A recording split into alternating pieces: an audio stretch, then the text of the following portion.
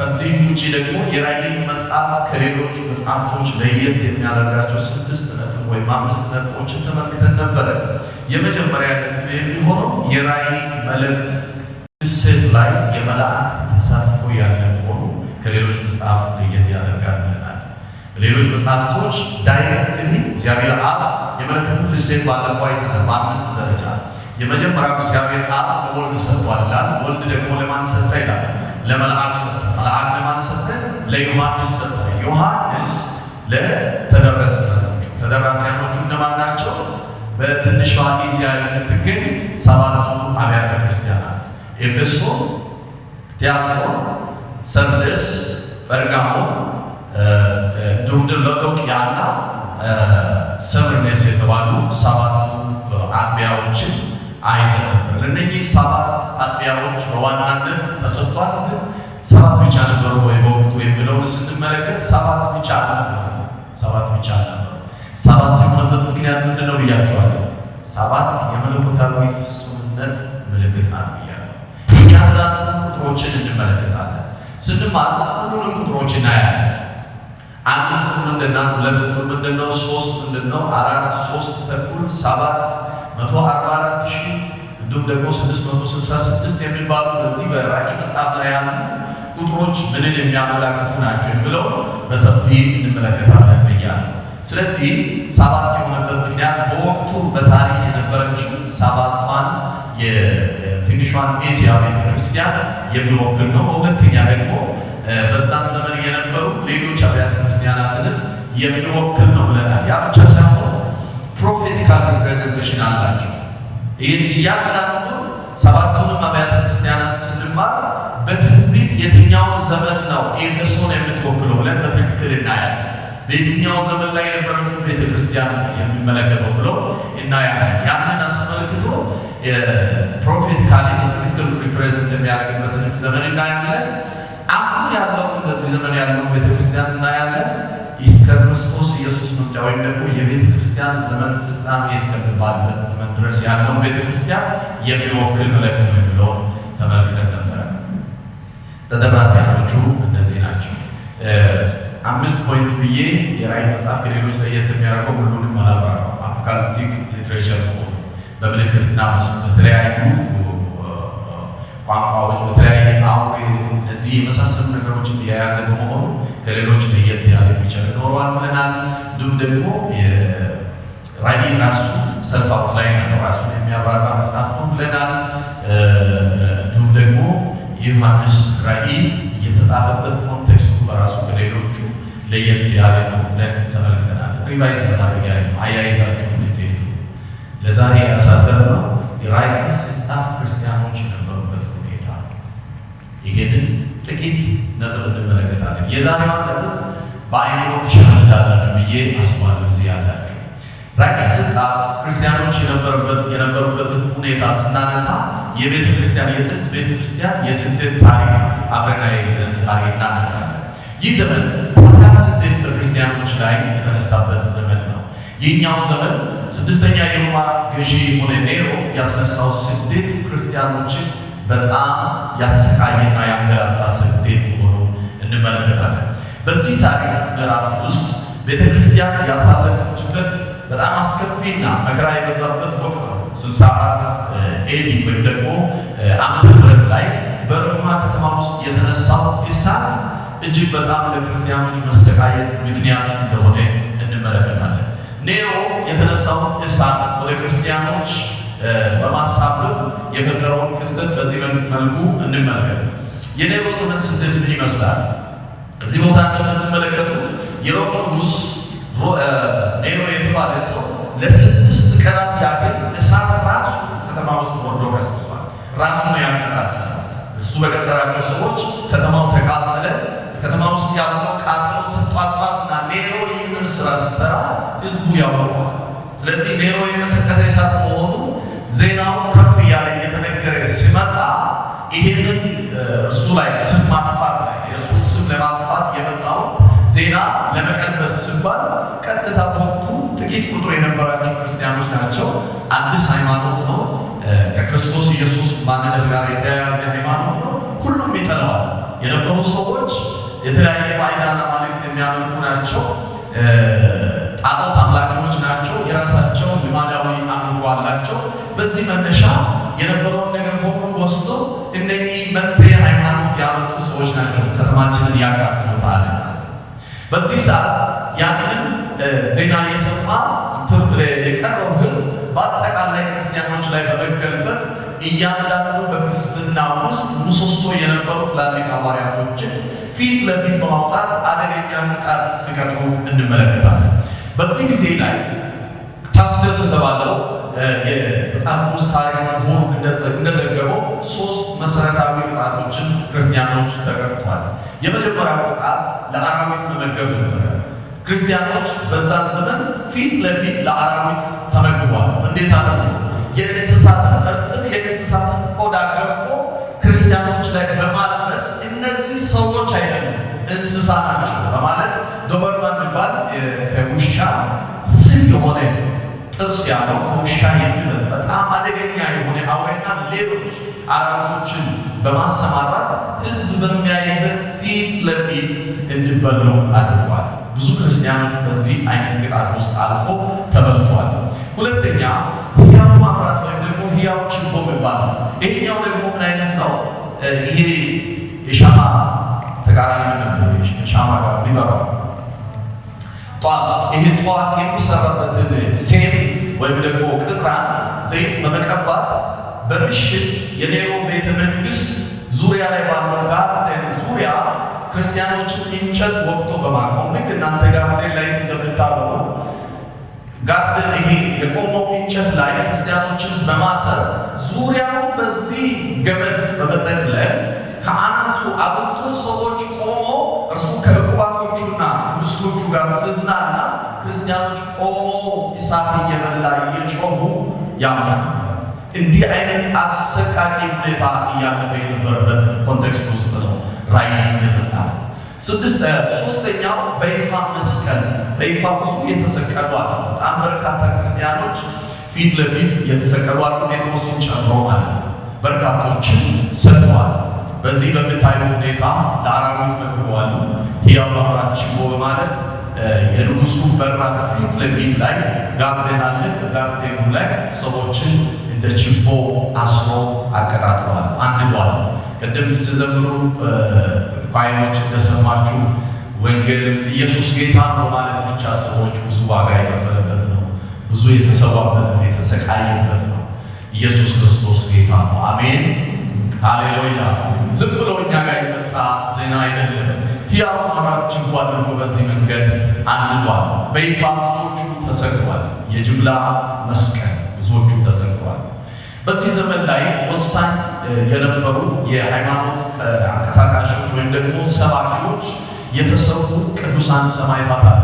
የመጀመሪያ በዚህ ቦታ እንደምታዩት ቅዱስ ጴጥሮስ ነው። የሐዋርያት አለቃ የተባለው ቅዱስ ጴጥሮስ የተሰዋበት ኢንሲደንት በዚህ በኔሮ ቁጣ ዘመን ነበረ።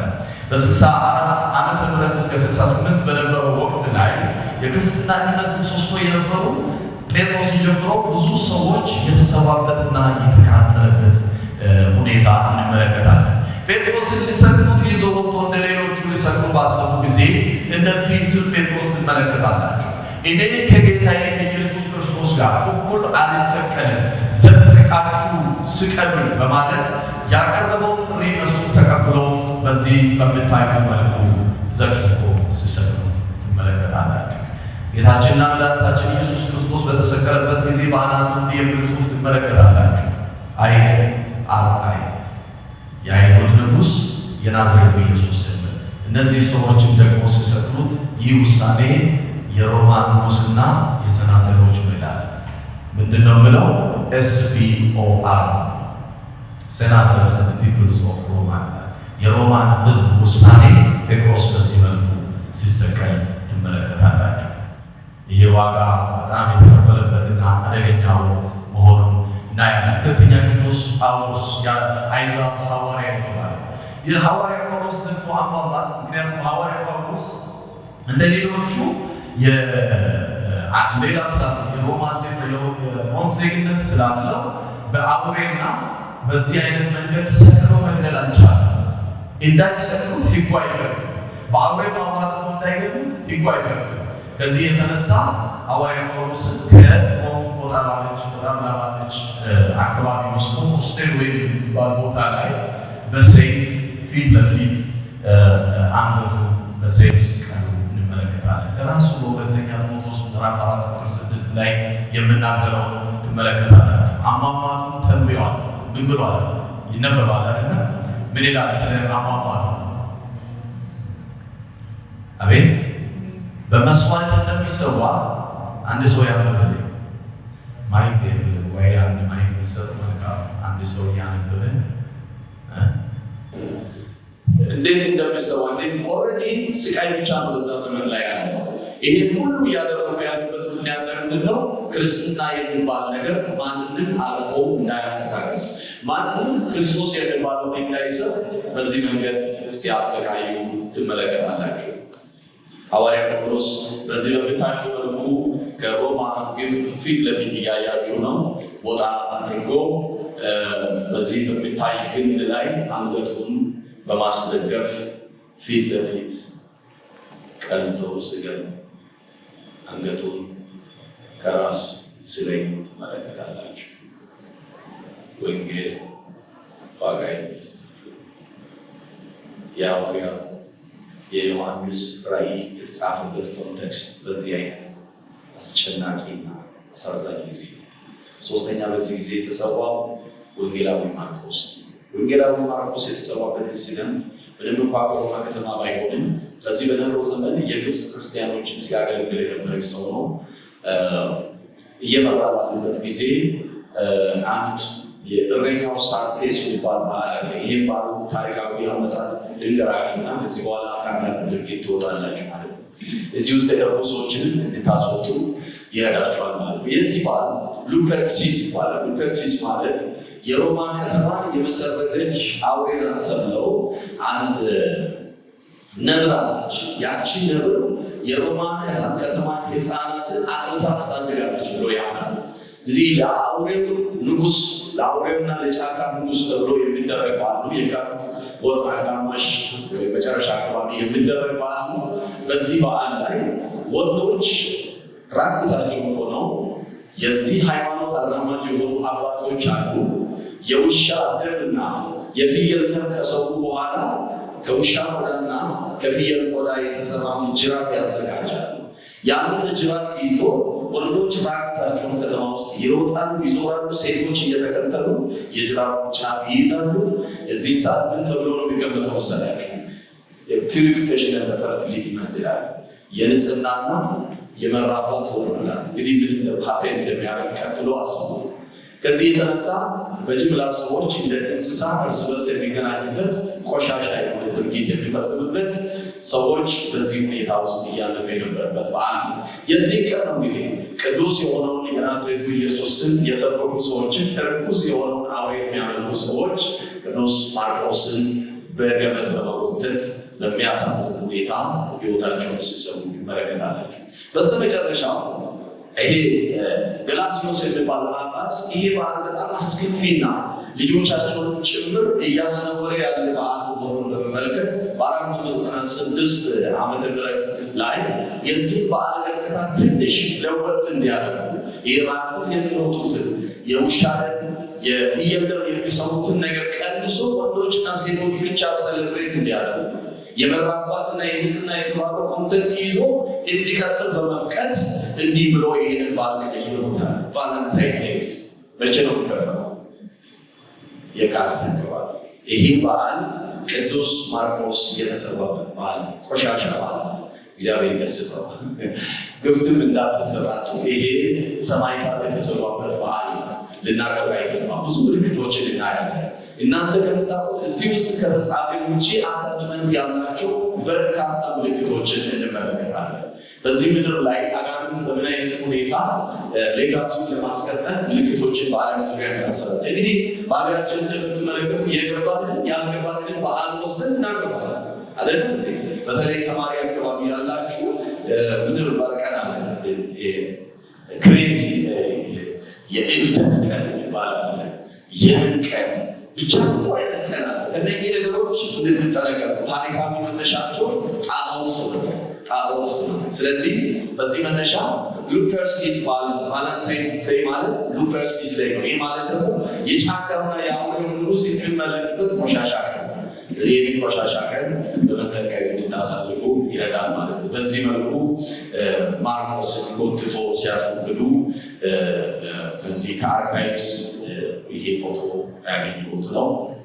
ሁለተኛውና እጅግ አስከፊ ከባድ ጊዜ የሚባለው የዶሚሽን ወይም ደግሞ የዶሚቲያን ስደት ጊዜ የሚባለው ኤግዛክትሊ ደግሞ የራእይ መጽሐፍ የተጻፈበት ጊዜ ከ81 ዓመተ ምህረት እስከ 96 ዓመተ ምህረት ያለው ጊዜ ማለት ነው። ይህ ደግሞ እጅግ አስከፊና ኔሮ በሮማ ከተማ ውስጥ ብቻ የተገደበ ሳይሆን ሮም በምትገዛባቸው ግዛቶች በሙሉ የሚያጠቃልል ነው። ምክንያቱም በዛም ዘመን ሮም ሰፊውን የዓለም ክፍል ትገዛለች።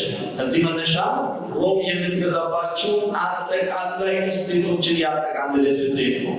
እንደ ኔሮ ጊዜ ሮማ ላይ ብቻ የተገደበ አይደለም። እንዳልኳችሁ የዮሐንስ ራእይ የተጻፈው 95-96 ኤዲ ይሄ እንግዲህ 95-96 እያሉት በርካታ ሁለቱም ላይ የሚያጫውቱ ፊውቸሪስት ቪው ያጠኑ ሰዎች አራት ቪው አለ። እሱን ቪው ወደፊት እንመለከታለን። የዮሐንስ ራእይ ስንጠቁ አራት እይታለ። አራቱ ውስጥ እኛ የምናምንባቸው ወይም ደግሞ እኛ ተቀብለን ወንጌል አማኞች የምናስገደው ፊውቸሪስት ቪው ይባላል። ስለዚህ የሆነው ነገር ገና እየሆነ ያለና የክርስቶስ ብቻ የሚጠባበቁ ሰዎች ቪው 95-96 ስለምን በ95-96 መካከል የተሰጠ ራእይ። ስለዚህ የዶሚሽን ወይም ደግሞ የዶሚሽን ዘመን የቤተክርስቲያን ስደት እና ዮሐንስ ራእይ የሚያገናኛቸው ነገሮች ወደታች የተመለከትን እንሄዳለን። ይህ ዘመን ለክርስቲያኖች እጅግ በጣም ከፍተኛ መከራ የነበረበትና የራእይ መጽሐፍ የተጻፈበት ሂስቶሪካል ኮንቴክስት ነው። ታሪካዊ ማዕቀፉ እዚህ ውስጥ ታገኛላችሁ። ዶሚቲያን ዘመን የቤተክርስቲያን ስደት ምን ይመስል ነበር? የዶሚቲያን ዘመን የቤተክርስቲያን ስደት እንደ ኔሮ ዘመን ቀለል ያለ በተልካሻ ምክንያት ቀለል አድርጎ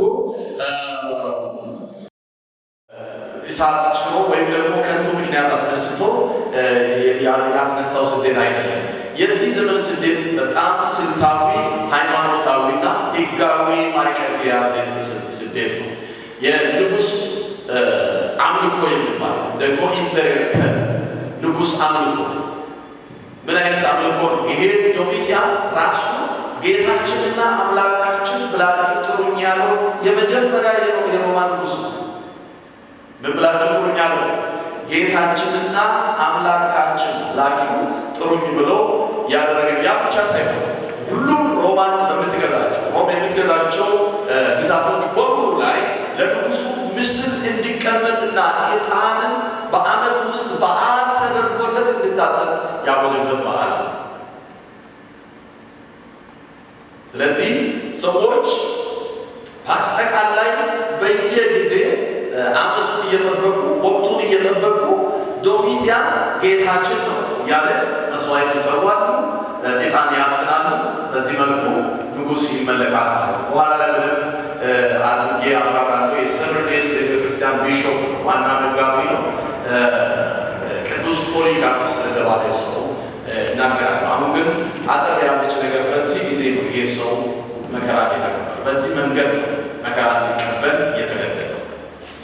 ልክ ወታደሮች ሳስተውት ይህንን ሰው ላለመግደል ፈለጉና ላለማቃጠል ፈለጉና ይዞት እየሄዱ መልካም ሰው ምንም አይነት ክርስቲያኖች የሚሰሩት ወንጀል የለም፣ ምንም አይነት የሚያደርጉት ሌላ ድርጊት የለም። ወታደሮች አዘኑለትና እንዲህ ብሎ ይጠይቁታል። እባክህ ፖሊካርፖስ ቢሾፕ አንድ ጊዜ ብቻ ዶሚቲያን ጌታችን ነው በልና ጥቂት ዕጣን እንሰጣለን፣ እሱን ብቻ አጥንና እንተዋለን፣ እንለቅሃለን፣ ለምን በከንቱ ትሞታለህ ስሉት እንዲህ ስል መለሰላቸው። 86 ዓመት ሙሉ ስኖር አንድም ቀን ፊቱን ያላጠቆረብኝን ጌታ እንዴት ብዬ እክደዋለሁ? ከእንዲህ አይነት ከባድ ነገር ስመጣ በዚህ አይነት ጠንካራ አቋም እንድንጸና እግዚአብሔር ይርዳል። አሜን አሜን። እግዚአብሔር ይርዳል። ይህንን ካለ በኋላ እሳቱን አንድደው እሳት ውስጥ ለመጨመር እንዳይነቃነቅ በእንጨት ሊያስሩት እንጨት ሲያመጡ በፍጹም ይህንን አታድርጉ፣ ይሄ ይሄንን የመቃጠል ውሳኔ ወስን የረዳኝ ጌታ እሳትም ውስጥ ገብቼ እሳት ሲበላኝ እንዳልንፈራገጥ ይረዳኛል በማለት እጁን አጣምሮ ቆሞ ሳይነቃነቅ በእሳት ተበልቶ አለቀ። ራእይ በዚህ ከባድ ጊዜ የተሰጠ ድንቅ የመጽናኛ መልእክት ነው። ለእግዚአብሔር ከፍ ያለ ክብርና እልልታ። ሃሌሉያ። በወቅቱ የነበሩ ክርስቲያኖች አቋም አለ፣ የመንግስት አቋም አለ። እንዴት ነው? በጣም ስደቱ እየተፋፋመ የሄደበትን መንገድ ተመልከቱ። በወቅቱ የነበረው የመንግስት አቋም እንዲህ የሚል ነው። በሁሉም ግዛት ሮም በምታስተዳድርባቸው በሁሉም ግዛቶች ላይ ምን የሚል አቋም ነው ያለው? ዶሚቲያን ጌታ ነው፣ ወይም ደግሞ ዶሚሽን ጌታ ነው የሚሉ ክርስቲያኖች ደግሞ የያዙት ፍሬሽ ላ በጣም ልባቸውን የሚያሞቅ አንድ አቋም አለ። ምን የሚል ነው? ኢየሱስ ጌታ ነው። ሃሌሉያ። ጩና እስኪ ኢየሱስ ጌታ ነው። ኧረ ድምፃችሁ ከዚህ በላይ ይሰማ። እግዚአብሔር ይርዳችሁ። ከዚህ በላይ ጮኻችሁ ኢየሱስ ጌታ ነው ስትሉ ጮክ በሉና ኢየሱስ ጌታ ነው። ሃሌሉያ። በዚህ ስም ብቻ ኢየሱስ ጌታ ነው አትበል ብሎ ሰዎች ቆሞ ተቃውመዋል። ራእይ በዚህ ጊዜ የተሰጠ ድንቅ መልእክት ነው። ኢየሱስ ጌታ ነው ባለበት አንድ ቤት እንዴት ዶሚቲያን ጌታ ብለን እንናገራለን በማለታቸው ብቻ ከ40,000 በላይ የሆኑ ክርስቲያኖች ብዙዎቹ ደማቸው ፈሷል። እያዩ የተቃጠሉ ሰዎች አሉ። በጣም አስጨናቂ ንብረት መውረስ፣ መዝረፍ፣ መግደል፣ አንገት መቅላት፣ መስቀል፣ ማሰቃየት፣ እንደ ከብት እንደ ሞተ ከብትና እንስሳ መጎተት የነበረበት ወቅት ነው። ይህ ሁሉ ለምንድን ነው የሚደረገው? ወንጌል እንዲጠፋ እናንተ ጋር እንዳይደርስ ከምድር ገጽታ ኢየሱስ የሚሉ ሰዎች እንዳይኖሩ የኢየሱስ ምስክርነት ደብዛው እንዲጠፋ ፋናው እንዲጠፋ ምንም እንዳይቀጥል በማለት በብዙ አሰቃዩ። ወንጌላችን ግን ድል እያደረገ ቀጠለ። ክብር ለኢየሱስ ይሁን። ሃሌሉያ። ክብር ለኢየሱስ ይሁን። ወንጌል ይቀጥላል።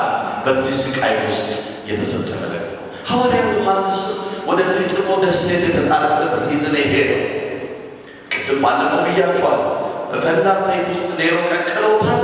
ይሄ ሰው ትራክ ይከርዳል። ብትገርፈው ብትለው ብትሰቅለው ላይሞት ይችላል። ስሙን ዮሐንስ ወደ ፊጥሞ ደሴት የተጣለበት ምክንያት ምን አድርጎታል? ኔሮ ዘይት ውስጥ ቀቅለውታል። ኔሮ ዘይት ውስጥ ሲቀቅል ዶሚቲያን ያውቃል። ስለዚህ የዮሐንስ ማንነት ተነገረው።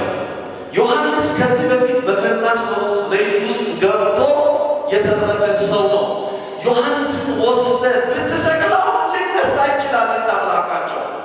ስለዚህ አውጥተን ወዳለው ድንጋይ የፈለፈሉ እስረኞች ወደሚሰቃዩበት ወደ ግሪክ ደሴት ወይም ደግሞ ወደ ፊጥሞ ደሴት ወርውሮ ሰቅለን ተነስቶ እንደገና እንዳያዋርደን ጌታቸው የሆነው ኢየሱስ ተነስቶ እንዳዋረደን ይሄ ዮሐንስ የተባለ ሰው ተነስቶ እንዳያዋርደን አንሳና ወርውሯል። አያችሁ፣ የማንገመትበት የወንጌል ኃይል። ሃሌሉያ።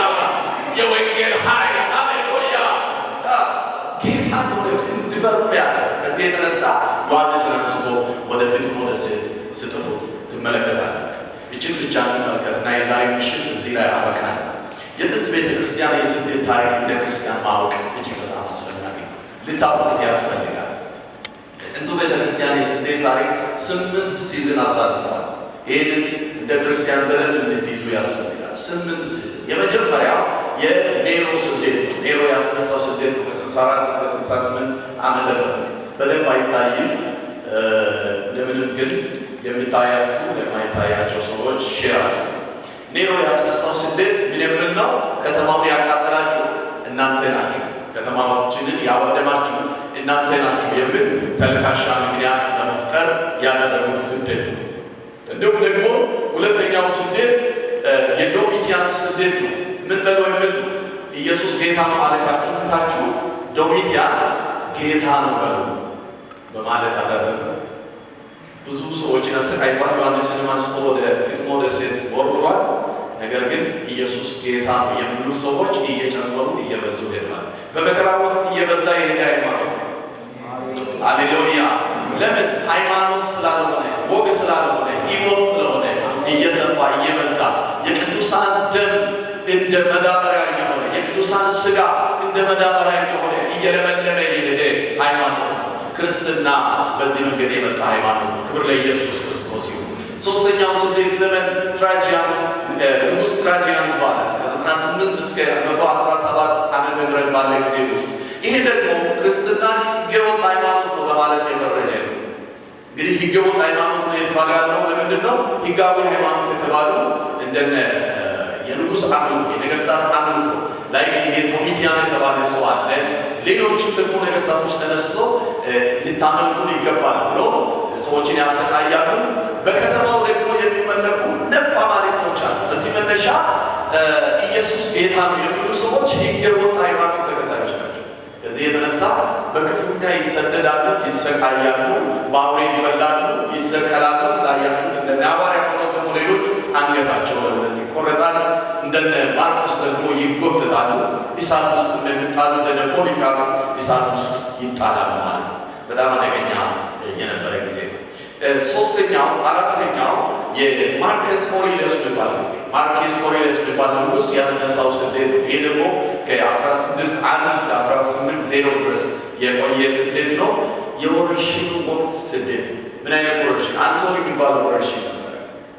ይሄ አንቶኒ የሚባለው ወረርሽኝ የሮማ ወታደሮች ከሶሪያ ጋርና ከኢራንና ከሶሪያ ጋር ለመዋጋት ከድንበር ተሻግረው በመሄዳቸው ውጊያ ላይ ያሉ የተላለፈባቸው ወረርሽኝ ቫይረስ። ይህ ወረርሽኝ ክፉኛ የሮማ ሰዎችን አጥቅቷል፣ ነገሥታቶችን ጭምር ገድሏል። ኃይለኛ ወረርሽኝ በቀን በርካታ ሺህ ሰዎችን እየበላ የነበረው ወረርሽኝ። በዚህ ወረርሽኝ ምክንያት ከ5 ሚሊዮን እስከ 10 ሚሊዮን ሮማውያን አልቀውበታል። ስለዚህ ወደ ክርስቲያኖች ደግሞ እንዴት አመጡት ታላቃላችሁ? እናንተ እኛ የምናመልከውን አምላካችንን በማመጻችሁና ባዕድ አማልክት በማምለካችሁ በእናንተ ሰበብ የመጣ ወረርሽኝ ነው። አንቶኒ ማለት በእናንተ ምክንያት የመጣ ወረርሽኝ ነው በማለት ክርስቲያኖችን ብድግ ብለው ይገላሉ፣ ይጨፈጭፋሉ፣ ይሰቅላሉ፣ ያስወግዳሉ፣ የፈለጉትን ያደርጋሉ። በዚህ ጊዜ ላይ የነበረው ስደት ይሄንን ይመስላል። ሰፕተምስ ሴቨርስ የሚባል ደግሞ 6ኛው የስደት ዘመን ነው። ከ202 እስከ 211 ዓመተ ምህረት የዘለቀ ስደት ነው።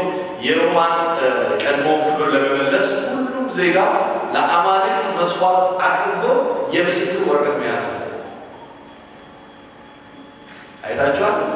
ሰርቲፊኬት ያልያዘ ሰው እዚህ ልክ ለምሳሌ መታወቂያ ያልያዘ ሰው ለመኖር እንደሚቸገር፣ መሰረታዊ ሰርቪስ ለማግኘት እንደሚቸገር ለአማልክት መስዋዕት ላቀረበ ሰው የሚሰጥ ሰርቲፊኬት አለ። ክርስቲያኖች ደግሞ ይህንን ማድረግ ስለማይችሉ ምንም አይነት መሰረታዊ አገልግሎት ብቻ ሳይሆን መሰረታዊ መብቶችን ጭምር ተነፍጎ እየተረገጡ እየተጨፈለቁ እንዲያልፉ የተወሰነበት ሰርቲፊኬት የሌላቸው ባዕድ አማልክት አምላኪዎች ናቸው፣ እነኚህ እንስሳ ናቸው ተብሎ የተፈረጀበት ዘመን ነበረ። 7ኛው